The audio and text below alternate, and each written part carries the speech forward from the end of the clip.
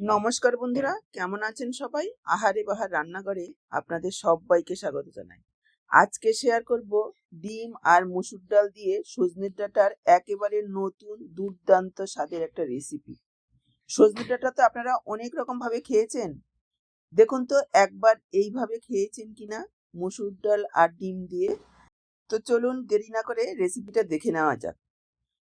মুসুর ডাল আর ডিম দিয়ে সজনে ডাঁটা রেসিপি করার জন্য দেখুন আমি এখানে কিছুটা সজনে ডাঁটা কেটে রেখেছি। আঁশ ছাড়িয়ে 1.5 থেকে 2 ইঞ্চি অন্তর অন্তর লম্বা করে টুকরো করে কেটে ধুয়ে রেখেছি। আর এখানে নিয়েছি প্রায় 100 গ্রাম পরিমাণ মুসুর ডাল। ডালটাকে 2-3 বার জল পাল্টে পাল্টে এইভাবে ঘষে ঘষে ধুয়ে নিয়েছি। ডাল রান্নার আগে খুব ভালোভাবে অবশ্যই ধুয়ে নেবেন, কেননা ডালের গায়ে অনেকটাই ধুলোবালি থাকে। তারপর যদি হাতে সময় থাকে 10 থেকে 15 মিনিটের জন্য ডালটাকে অবশ্যই ভিজিয়ে রাখবেন, এতে করে ডালের পুষ্টিগুণও বাড়বে, ডাল সেদ্ধও হবে খুব তাড়াতাড়ি। দেখুন ডালটাকে আমি এখানে একবার ধুয়ে দেখিয়েছি, কিন্তু আমি 3-4 বার জল পাল্টে পাল্টে ধুয়ে জল ছেঁকে এভাবে রেখেছি। আর এদিকে নিয়েছি একটা মিডিয়াম সাইজের পেঁয়াজ, একটা টমেটো আর 3টে কাঁচা লঙ্কা। কাঁচা লঙ্কাগুলোকে একটু ফেলে নেব। টমেটোটাকে এইভাবে একটু লম্বা করে কেটে রাখছি। পেঁয়াজটাকে একটু পাতলা পাতলা করে কেটে নিচ্ছি। দেখুন এইভাবে। এবার দেখুন একটা কড়াই নিয়েছি, কড়াইয়ের মধ্যে নিয়ে নিচ্ছি সজনের ডাঁটাগুলো, দিয়ে দিচ্ছি ধুয়ে রাখা মুসুর ডাল, দিয়ে দিলাম কুচনো পেঁয়াজ, টমেটো, কাঁচা লঙ্কা, আর দিয়ে দিলাম 1/2 ইঞ্চি পরিমাণ আদা গ্রেট করে, আর 4-5 কোয়া রসুন গ্রেট করে দিয়েছি। আপনারা চাইলে পেস্টও দিতে পারেন। দিয়ে দিচ্ছি 1/2 চা চামচ ধনের গুঁড়ো, 1/2 চা চামচ জিরের গুঁড়ো, 1/2 চা চামচ দিয়ে দিচ্ছি হলুদ গুঁড়ো, পরিমাণ মতো লবণ, 1 চা চামচ পরিমাণ কাঁচা সর্ষের তেল। এবার হাতের সাহায্যে খুব ভালোভাবে সবকিছু মেখে নেব। একেবারে সহজ অথচ দারুণ টেস্টি একটা রেসিপি, যে কেউ রান্না করতে পারবে। যারা কোনোদিন রান্না করেনি, নতুন রাঁধুনি, তারাও রাঁধতে পারবে। দর্শক বন্ধুরা, আজকের এই ভিডিওটা দেখে যদি ভালো লাগে অবশ্যই একটা লাইক করে ভিডিওটাকে শেয়ার করে দেবেন। আপনাদের একটা লাইকের মাধ্যমেই জানতে পারি যে আমার রান্নাগুলো আপনাদের কেমন লাগে। আর আপনাদের একটা লাইক পেলেই আমাদের এই এত কষ্ট করে ভিডিও বানানো সার্থক হয়। দেখুন ভালোভাবে মেখে নেওয়ার পর আমি এখানে দিয়ে দিলাম জল। জলের পরিমাণ আপনারা যেমন পাতলা রাখতে চান সেই পরিমাণ বুঝে দেবেন। আমি এখানে 1.5 কাপ দিয়েছি, একটু মাখো মাখো করব তাই। এবার গ্যাস অন করে কড়াই বসিয়ে দিয়েছি আর ঢেকে 5 থেকে 6 মিনিট রান্না করে নেব। এই সময়ে দেখুন আমি একটা বাটিতে ডিম ভেঙে নিচ্ছি, 2টো। ডিমের মধ্যে দিয়ে দিচ্ছি পরিমাণ মতো লবণ, সামান্য একটু লাল লঙ্কার গুঁড়ো। এবার ডিমগুলোকে খুব ভালোভাবে ফেটিয়ে নেব।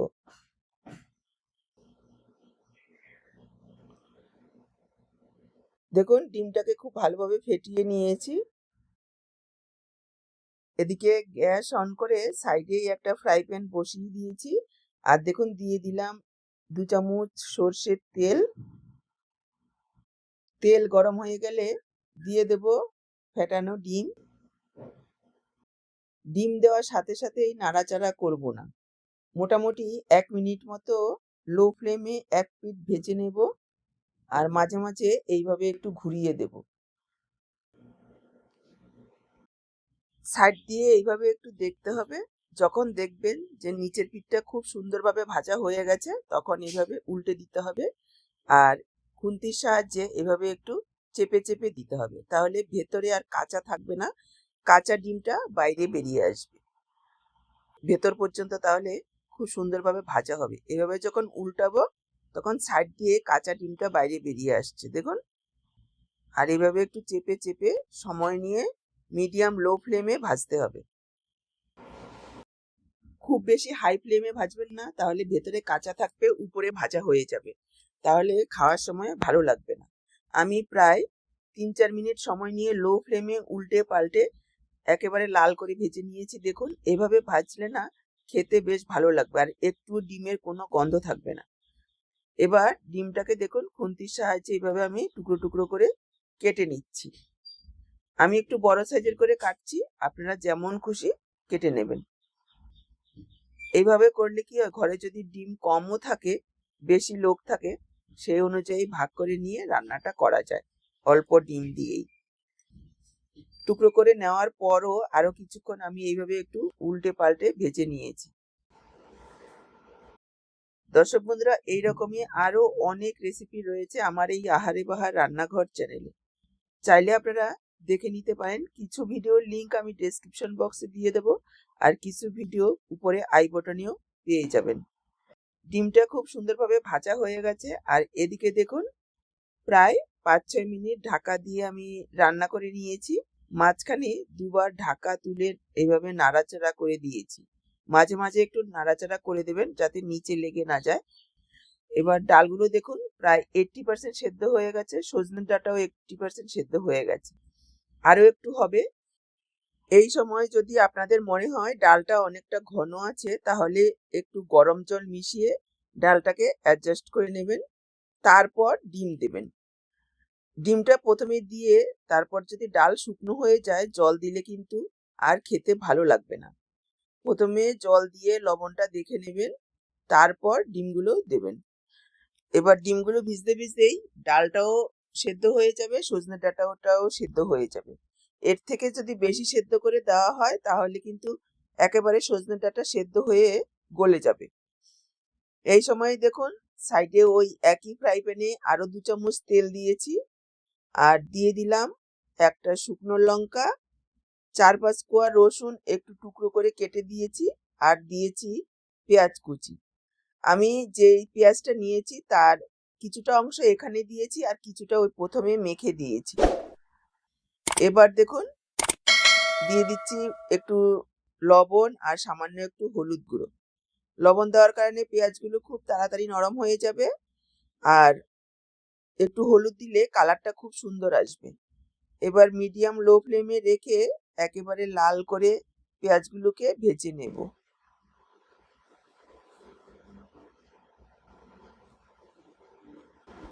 দেখুন পেঁয়াজগুলোকে একেবারে লাল করে ভেজে নিয়েছি। এর থেকে আর বেশি ভাজবো না, তাহলে পুড়ে যাবে। এবার দিয়ে দিচ্ছি কয়েকটা কারি পাতা। আপনাদের হাতের কাছে যদি থাকে তাহলে অবশ্যই দেবেন, এতে গন্ধটা খুব সুন্দর আসবে, টেস্টও খুব ভালো হবে। আর কারি পাতাতে রয়েছে প্রচুর পরিমাণে ভিটামিন, যেটা আমাদের শরীরের জন্য ভীষণই ভালো। এবার কারি পাতাটাকেও কিছুক্ষণ একটু নাড়াচাড়া করে নেব। এই সময় আমি গ্যাসের ফ্লেমটাকে একেবারে লোতে রেখেছি। এভাবে একটু ফোড়ন দিয়ে ডালটা অবশ্যই রান্না করবেন, এতে টেস্ট অনেক গুণ বেড়ে যাবে। বাচ্চারা ডিম খেতে ভালোবাসে, সবজি খায় না। এইভাবে যদি রান্না করা যায় বাচ্চারাও চেটেপুটে খাবে। এদিকে দেখুন আরো 2-3 মিনিট আমি এইভাবে ফুটিয়ে নিয়েছি। এখন ডাল ডাঁটা খুব সুন্দরভাবে সেদ্ধ হয়ে গেছে, ডিমের মামলেটগুলো খুব সুন্দরভাবে নরম হয়ে গেছে, দেখতেই পাচ্ছেন।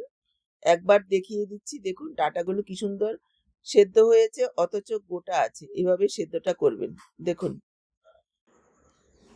ডালের ঘনত্বটাও একেবারে পারফেক্ট রয়েছে, ঠান্ডা হওয়ার সাথে সাথে কিন্তু আরো ঘন হয়ে যাবে। এবার আমি ফোড়নটা যোগ করে দেব। খুব ভালোভাবে মিশিয়ে নেব।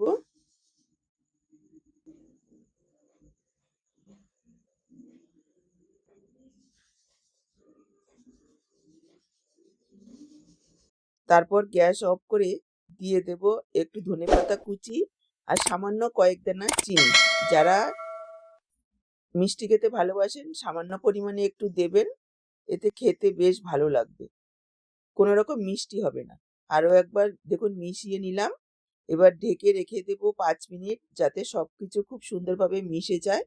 5 মিনিট পর দেখুন আমি পরিবেশন করে দিচ্ছি।